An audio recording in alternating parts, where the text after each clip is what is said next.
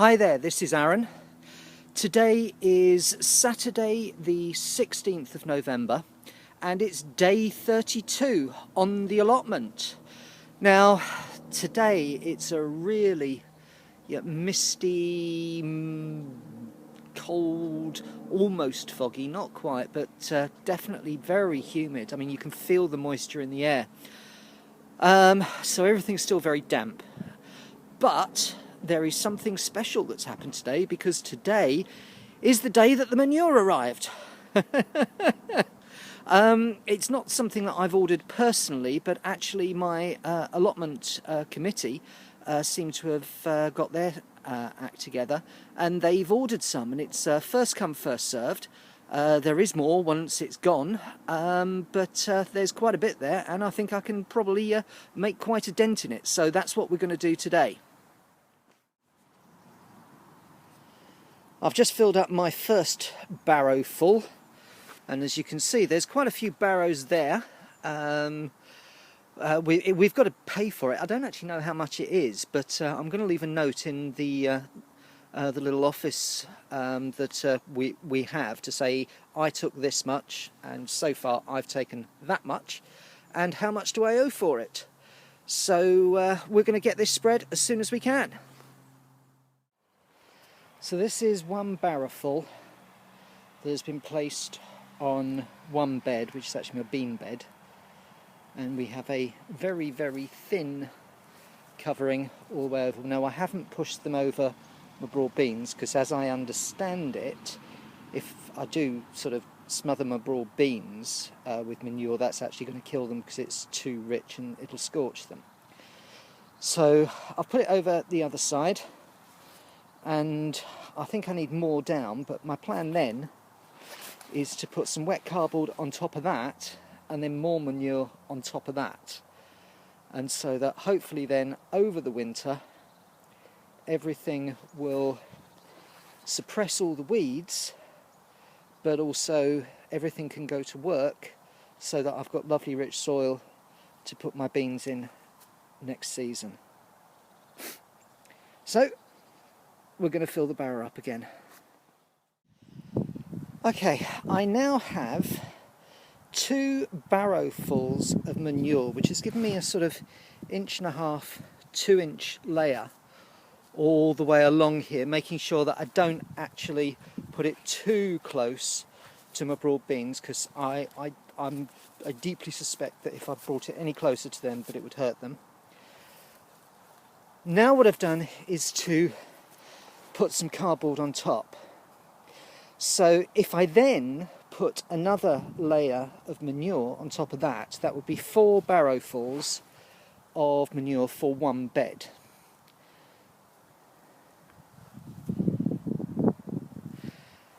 All I've got to do now then is work out how much this barrow can hold, because I actually don't know that. And if I can figure out the answer to that question, I'll be able to work out how much manure I need for the whole of the plot. Because if it's 4 barrows per bed, and my aim is to have 4 beds, that's a pretty easy bit of math to do. So now what I'm going to do is I'm going to first of all absolutely soak the cardboard. Some of it is pretty wet already, but I'm going to absolutely soak it down so that water will flow through it, and then I'm going to put 2 more barrows of manure onto it to build it up into a nice little mound. Right, that is now a layer of manure. On top of that is a layer of soaking wet cardboard, and on top of that is another layer of manure. All in all, I think there's probably 3 to 4 inches, and in places possibly 5, of manure down on that ground. Now I've been careful to not swamp my broad beans. I mean, it's falling down in some places, but in general I think I've done the right thing. Actually there's a bit there that I'll deal with. But that, I think, is a bean bed that's ready for spring. I'm going to try and layer up a few more, but all in all there's 5 barrowfuls of manure, and that's what's left over because another one of my allotment neighbours arrived, and sort of its communal use of that barrow. So that's what's left over with 5 barrowfuls, and if I can work out how big the barrow is, I can tell you exactly, well, almost exactly, how much manure has gone on that.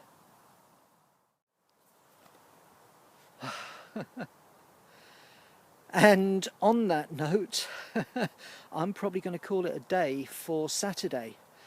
So I'll be back tomorrow, and I'll carry on, and hopefully the ground's going to be a little bit drier and I can actually get some digging done. I do have other plans. The light's going to go very quickly, so I'm just going to pack up now. So I'll see you in 2 seconds tomorrow. Well, we're back here on Sunday now. What I didn't do yesterday was show you around the plot and see how everything was going. So let's do that now. What it was is that the manure just arrived, and I've been told that sort of it soon goes. So it was a case of having to dive in quick. It's quite interesting actually, because I'm looking at the pile and absolutely right. I mean, people have come along and it's all but gone. I reckon people could have used 3 times as much as that. But hopefully there'll be another delivery. Anyway, let's turn around and see where we've got to. My rhubarb's still looking quite rhubarby. Obviously nothing's going to happen there until the early spring. What I was thinking that I need to do is to sort of put some kind of mulch or cardboard down. I thought about putting a load of manure on this as well. I wasn't sure if that was going to make the ground too rich whilst it's establishing itself. So I haven't done that. If you remember, there was a load of compost that I put down when I planted it.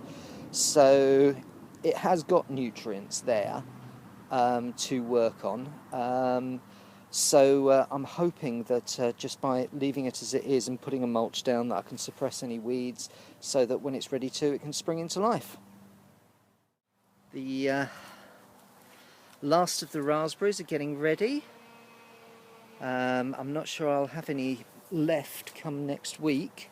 There is still some now, so I should get picking on those.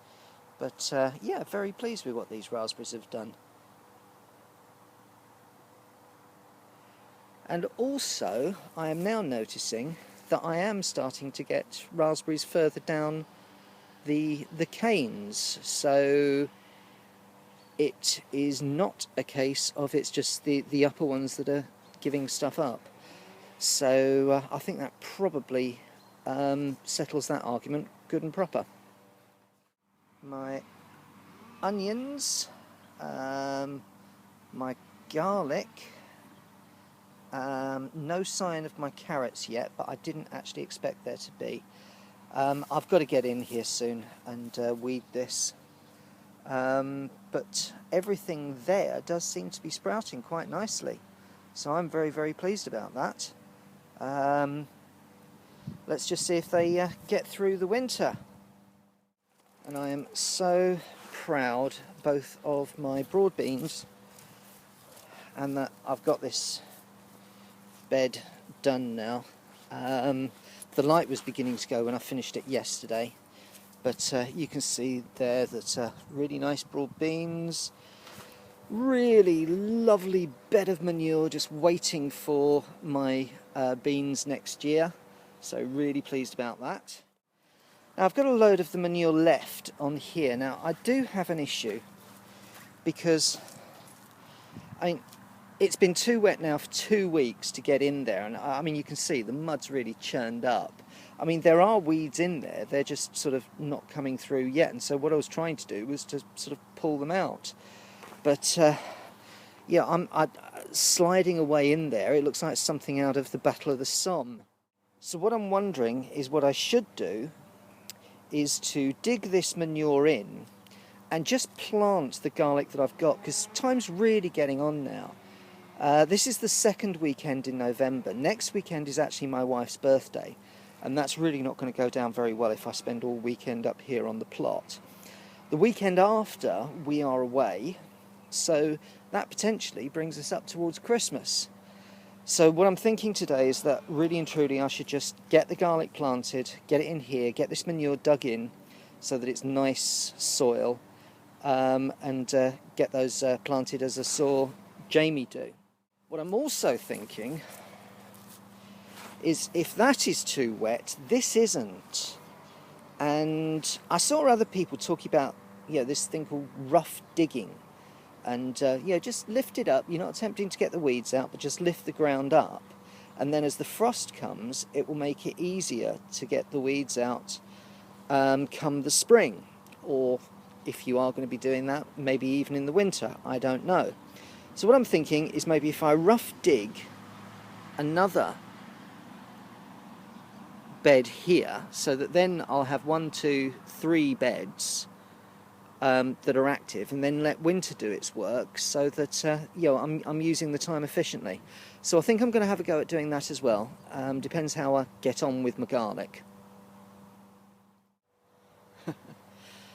So that is my plan for today.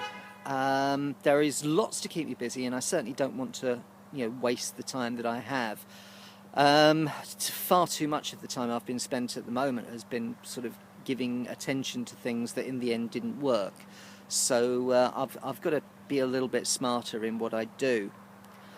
I was looking around, and it was really interesting this morning actually seeing Ian without his beard showing around his larder and his whiskey collection, which I was deeply envious of. That's a lovely collection you've got there.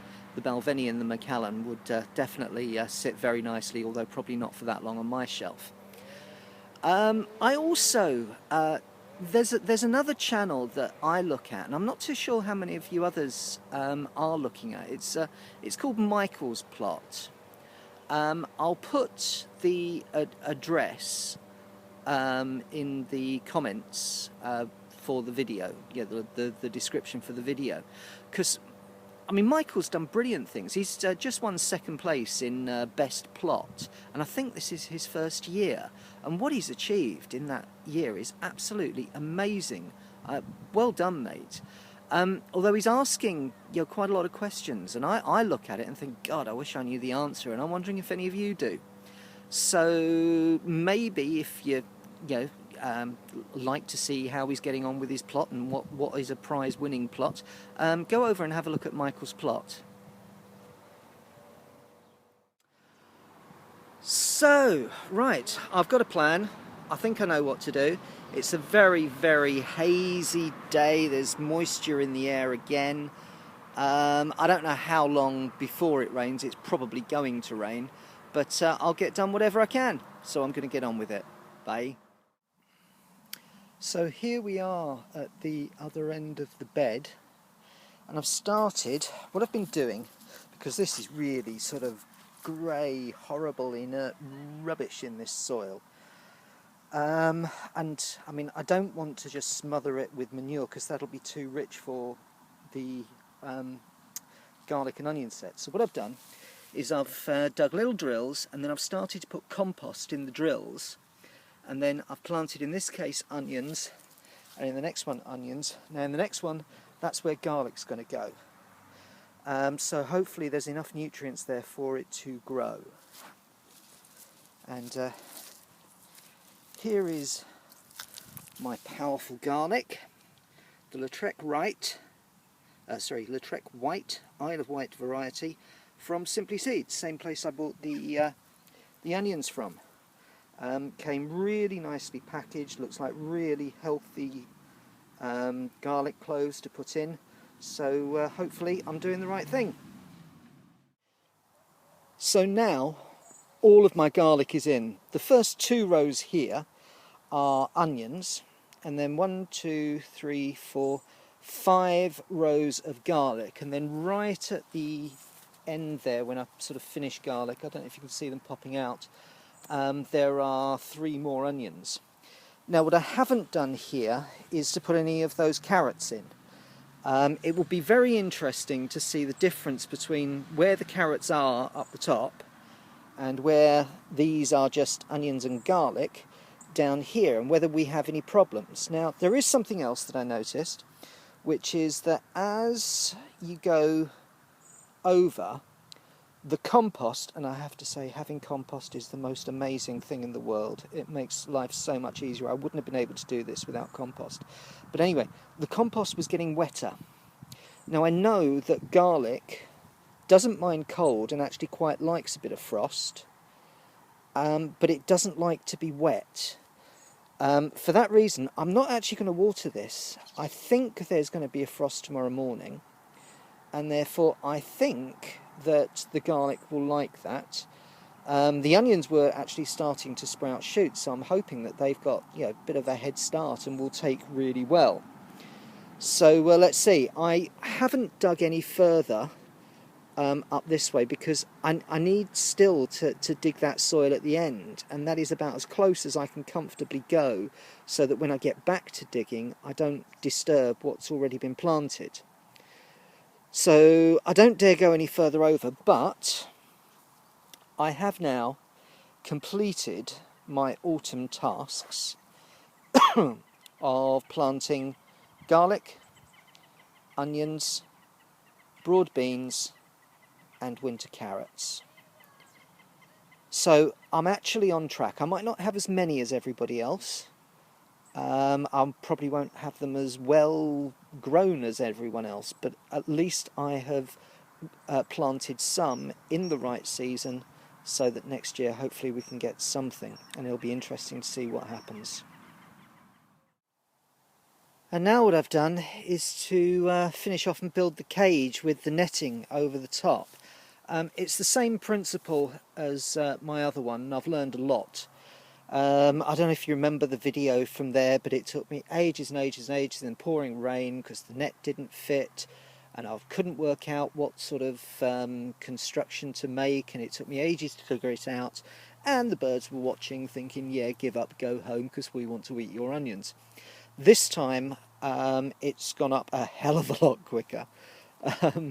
Less than an hour, well, maybe an hour, for me to get all the stakes in, for me to get the right size of net this time, thinking ahead, although it's only just fitted, so I certainly couldn't have put too many more rows in, and that's gone over to hopefully keep the birds off. Now, I remember from Claire's video where she said that as long as birds can see that they can't get in from on top, they won't try and get in at the side, because, you know, if they wanted to, they could, but then of course then they're in a cage, and I suspect that that's, you know, not particularly appealing to a bird. Anyway, so that is my garlic and my onions in the second bed. I really am in two minds about what to do with the rest of this bed. Yeah, part of me thinks, well, how about if I just smother it in manure? Mind you, I should put some cardboard down first if I'm going to do that, to kill the weeds. I know that there are taproots in there, so I really should pull them out, otherwise it's just going to be a problem. But it's very tempting, just say, well, okay, let's get another barrel of manure, and then it'll look as if I've done more. But I suppose it is cheating a bit. What it does mean is that, you know, with sort of the next 2 weekends where I'm probably not going to do much, and I may not put a video up, of course, if I don't come down, that does mean that, you know, I'm going to be into December. It'll be interesting, I suppose, to see what kind of land I come back to in December, and how to work it. But I do really need to get that dug. Well, I've got until March, so fear not, and of course there is the other one. It is strange, I do notice that it gets much darker, much quicker here from where I used to live in London, and yet the mornings are much lighter than I remember in London. In London I remember mornings only really starting, you know, sort of 7:45, whereas 7:15. We've got sunshine, well, not sunshine, but daylight. So just being, you know, a few miles further up can make all the difference. Anyway, so what I think I'm getting to is that I'm going to leave it there now. So thank you so much for watching. I will see you next time for the next day on the allotment. Goodbye.